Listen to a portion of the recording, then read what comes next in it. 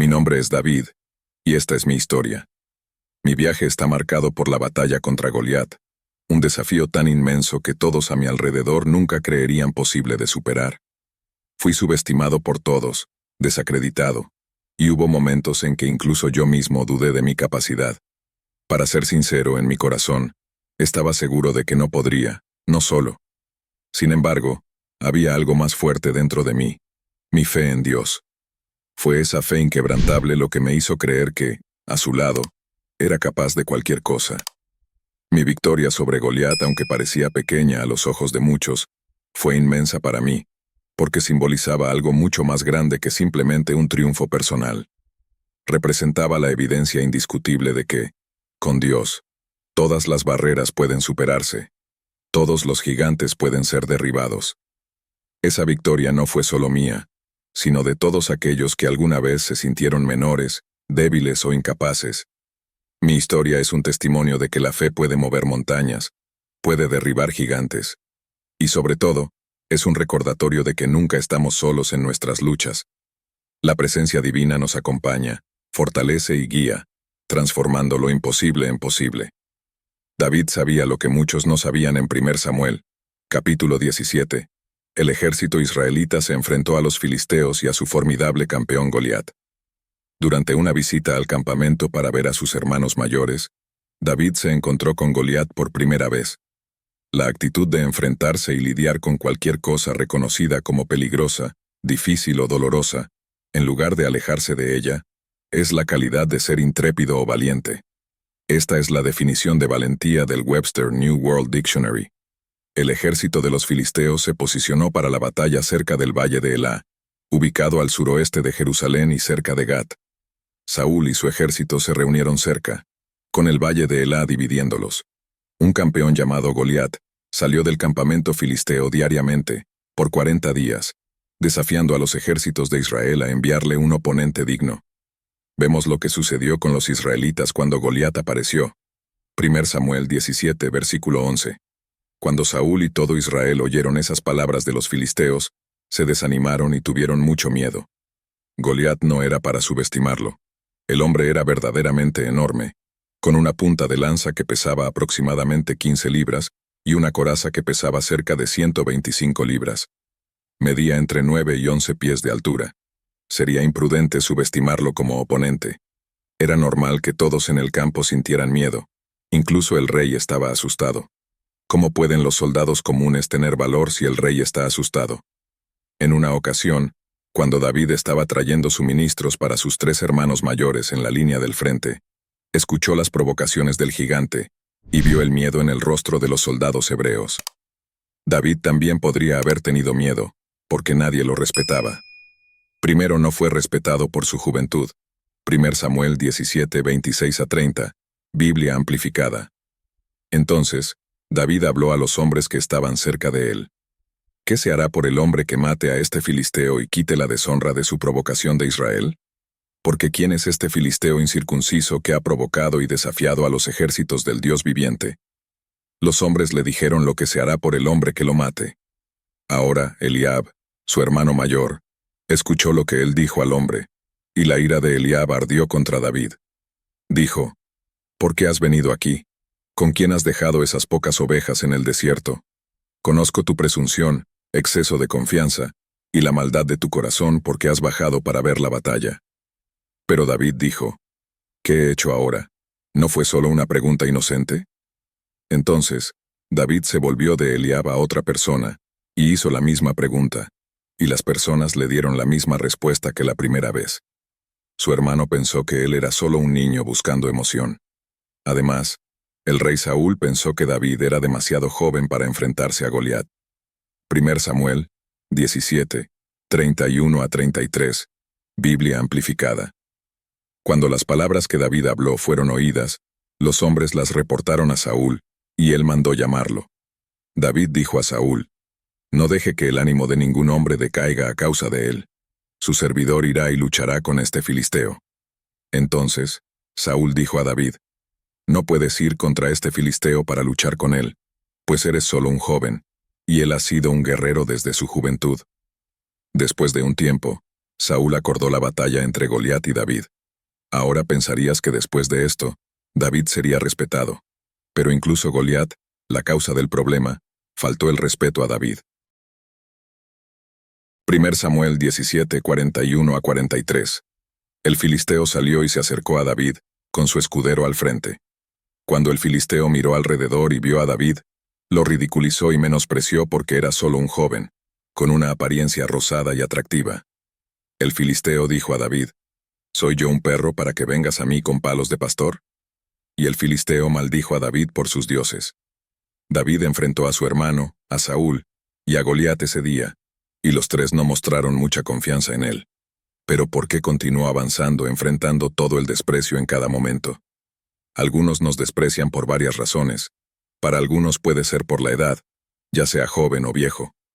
No dejes que nadie te menosprecie por ser joven, sino sé un ejemplo y establece un estándar para los creyentes en palabra, en conducta, en amor, en fe y en pureza moral.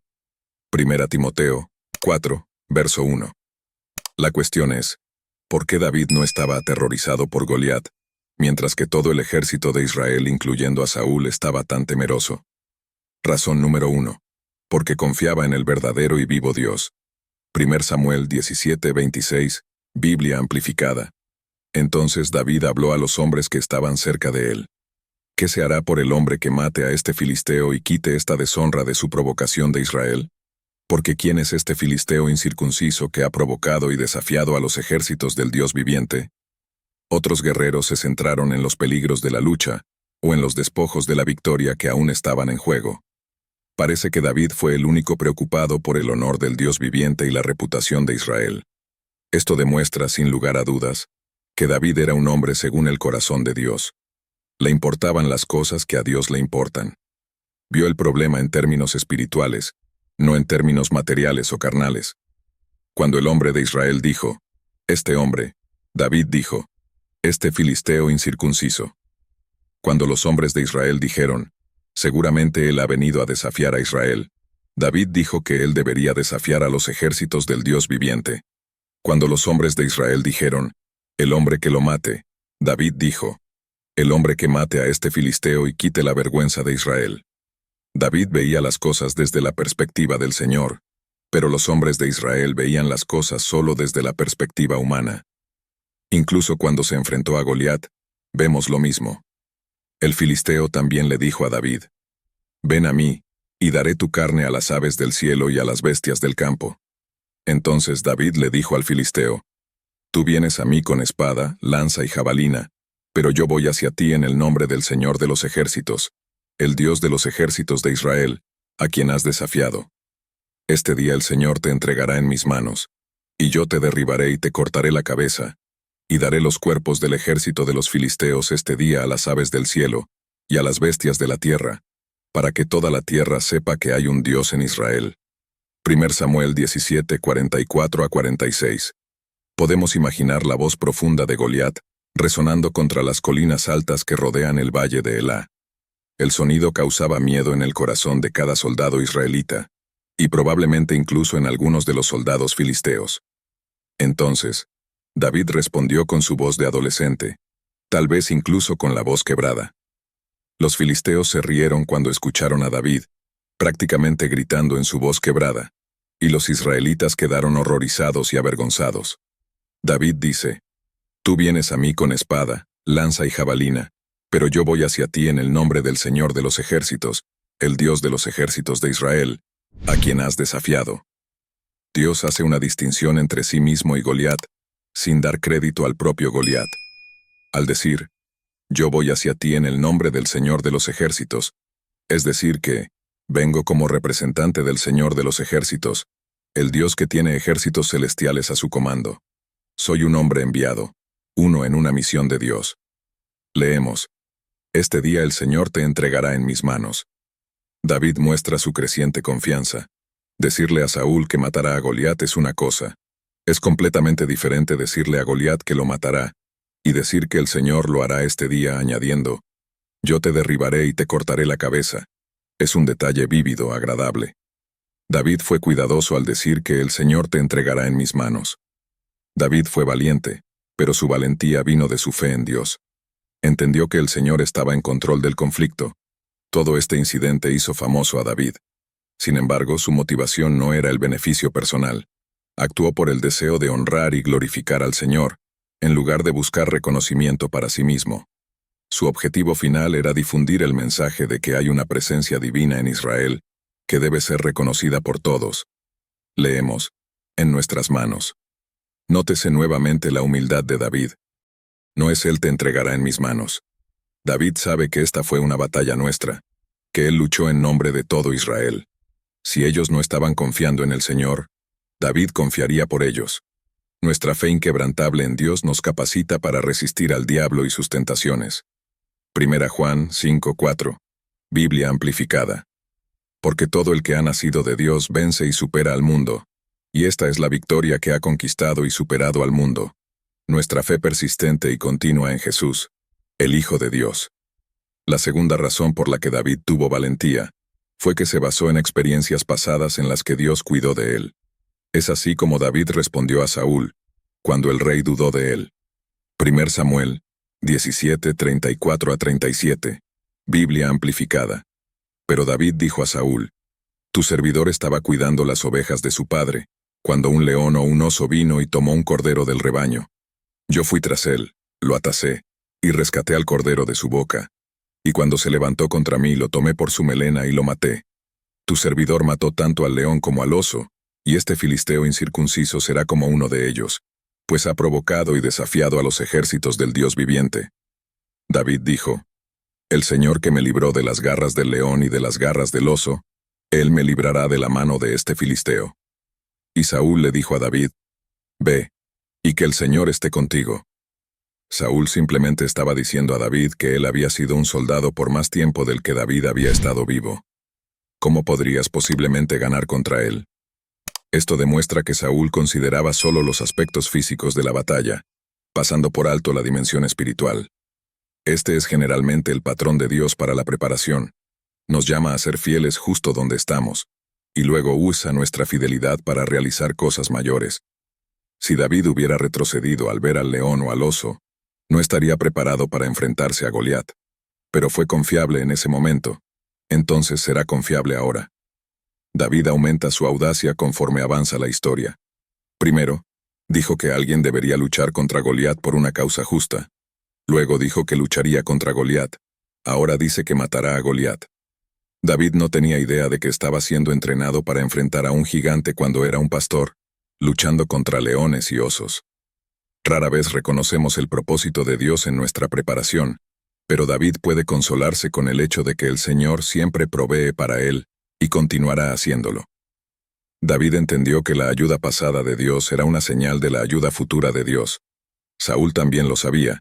Saúl tenía confianza en Dios porque lo había apoyado en el pasado.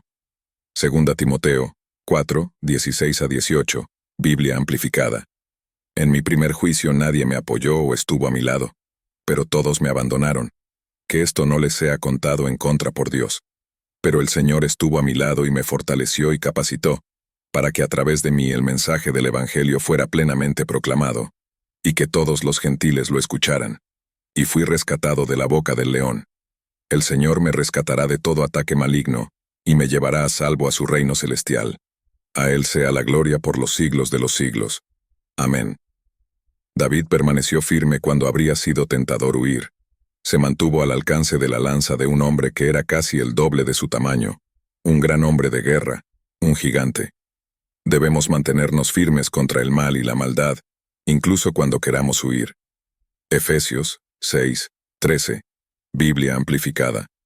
Por lo tanto, revístete con toda la armadura de Dios, para que puedas resistir con éxito y mantenerte firme en el día del mal y del peligro.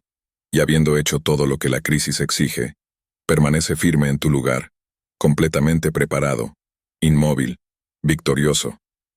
David tuvo éxito cuando todos pensaban que no lo tendría. 1 Samuel 17:48-51. Cuando el filisteo se levantó y avanzó para encontrar a David, David corrió rápidamente hacia la línea de batalla para encontrar al filisteo. David metió la mano en su bolsa y sacó una piedra, la lanzó con la honda y golpeó al filisteo en la frente. La piedra se hundió en su frente y cayó de cara al suelo. Así, David triunfó sobre el filisteo con una honda y una piedra, y derribó al filisteo y lo mató, pero no había espada en la mano de David. Entonces corrió y se paró sobre el filisteo, tomó su espada y la sacó de la vaina, y lo mató, y le cortó la cabeza con ella. Cuando los filisteos vieron que su campeón poderoso estaba muerto, huyeron. Cuando la batalla terminó, fue David, y no Goliat quien ganó la victoria. Podemos estar seguros de que Dios nos llevará a la victoria si caminamos por fe. Romanos 8:31. ¿Qué diremos entonces a todas estas cosas? Si Dios está por nosotros, ¿quién podrá estar en contra de nosotros? 1 Corintios 15:57 también dice: Pero gracias sean dadas a Dios, que nos da la victoria como conquistadores, a través de nuestro Señor Jesucristo. Como cristianos, debemos tener el coraje de obedecer como Abraham, servir como Josué, reprender el pecado como Esteban, hablar la verdad como Pablo. David se mantuvo firme cuando todo le decía que huyera. Por fe conquistó una gran victoria para el pueblo de Dios. ¿Nos mantendremos firmes por Dios? ¿Quién seguirá a Jesús, manteniéndose firme por lo correcto, levantando su bandera en el más intenso combate? ¿Quién seguirá a Jesús? ¿Quién responderá: Estoy del lado del Señor, Maestro, aquí estoy? El coraje significa mantenerse firme cuando todos quieren huir, hablar cuando todos tienen miedo de hablar, actuar cuando todos están paralizados por el miedo, actuar frente al peligro, manteniendo el carácter y la integridad moral, cuando todos están tentados a comprometer los suyos. Necesitamos entender algo. Todos tienen miedo en algún momento. Todos experimentamos la emoción del miedo. El coraje es ser capaz de superar nuestros sentimientos de miedo y dar un paso adelante para hacer lo que sabemos que es correcto. Incluso los grandes pierden el coraje a veces. Los cristianos necesitan coraje. Hay tantas veces que enfrentamos desafíos a nuestra fidelidad y tenemos miedo. El miedo hará que las personas retrocedan de responder al Evangelio. Hechos 24:22. Biblia amplificada. Pero al discutir sobre justicia, autocontrol, comportamiento honorable, integridad personal y el juicio venidero, Félix se asustó y dijo: Vete por ahora, y cuando encuentre un momento conveniente, te llamaré. Tener miedo hará que los cristianos pierdan sus almas. Apocalipsis 21:8, Biblia amplificada. Pero en cuanto a los cobardes e incrédulos y abominables, que carecen de carácter e integridad personal, y practican o toleran la inmoralidad, y asesinos, y hechiceros con drogas intoxicantes, e idólatras, y ocultistas que practican y enseñan religiones falsas, y todos los mentirosos que engañan y distorsionan la verdad conscientemente, su parte será en el lago que arde con fuego y azufre, que es la segunda muerte. Dios realiza milagros. Personalmente, si te entregas a Él hará maravillas a través de ti. ¿Cuáles son las motivaciones por las que debes tener coraje? Número 1. Perteneces a Jesús, por lo tanto no tengas miedo. Número 2. Dios te vindicará. No tengas miedo porque lo oculto se verá, lo encubierto será revelado. Lo que dices, lo que descubres de Jesús en privado, un día será públicamente vindicado. Número 3. Ni siquiera morir puede dañarte. En Mateo 10:28. Y no teman a los que matan el cuerpo, pero no pueden matar el alma. Tu alma está en juego cuando buscas la aprobación de los hombres. ¿Qué hace eso? Sabes, lo peor que la gente puede hacer cuando te destruyen es enviarte al paraíso. Lo peor que la gente puede hacer es enviar tu eterna persona al paraíso. Número 4. Dios siempre permanece cerca de ti. Mateo 10:30. Pero hasta los cabellos de tu cabeza están todos contados, porque el Padre es soberano y tiene conocimiento completo. Los cabellos de tu cabeza están todos contados. ¿Quién puede contar tus cabellos? Ningún humano puede contar tus cabellos y para intentarlo tendría que acercarse mucho. Esto indica atención real, cercana, cuidadosa e íntima. Y ese es el punto. Tu Padre no está lejos cuando sufres. Te ama, está cerca. Número 5. Dios gobierna tu vida con manos amorosas.